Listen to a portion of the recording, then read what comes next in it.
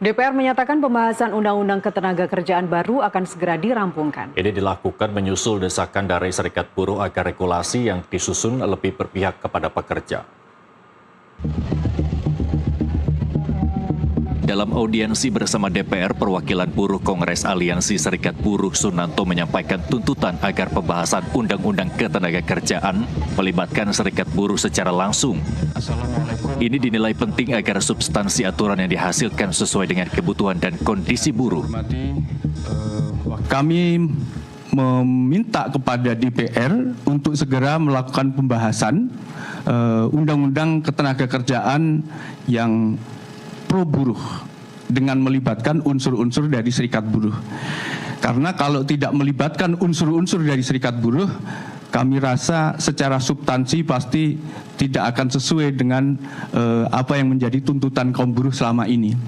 Dan kalaupun undang-undang tersebut misalnya disahkan, dalam waktu bersamaan demonstrasi, gelombang unjuk rasa, bahkan mungkin gugatan di Mahkamah Konstitusi, tentunya ini juga akan berjalan.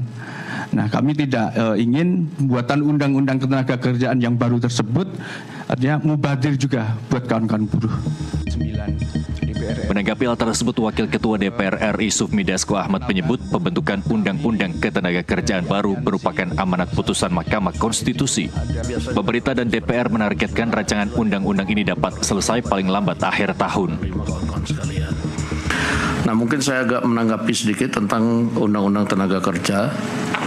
Tadi juga pemerintah dan DPR sudah sepakat bahwa paling lambat akhir tahun ini kita melaksanakan putusan Mahkamah Konstitusi untuk membentuk Undang-Undang Tenaga Kerja yang baru. Nah, sebenarnya lambat atau cepat dari undang-undang ini sebenarnya tergantung dari kawan-kawan buruh sekalian. Salam kenal, saya Dewi Kartika. DPR menyatakan proses perumusan awal justru akan melibatkan serikat buruh dan pelaku usaha sebelum dibawa ke parlemen untuk dibahas secara formal. Organisasi buruh dan APindo itu akan duduk untuk merumuskan apa-apa yang akan kemudian dibahas di undang-undang.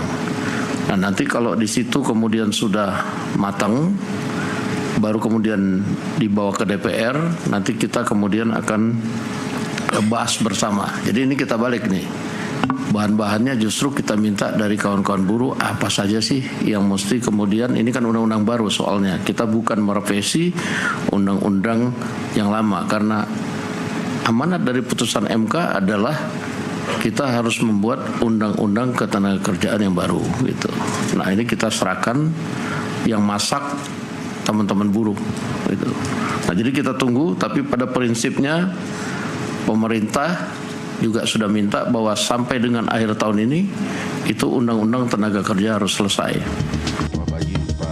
DPR menegaskan pembentukan Undang-Undang Ketenagakerjaan baru akan dilakukan secara partisipatif dengan melibatkan serikat buruh dan pelaku usaha agar regulasi yang dihasilkan dapat menjawab kebutuhan serta menghindari gelombang penolakan di kemudian hari.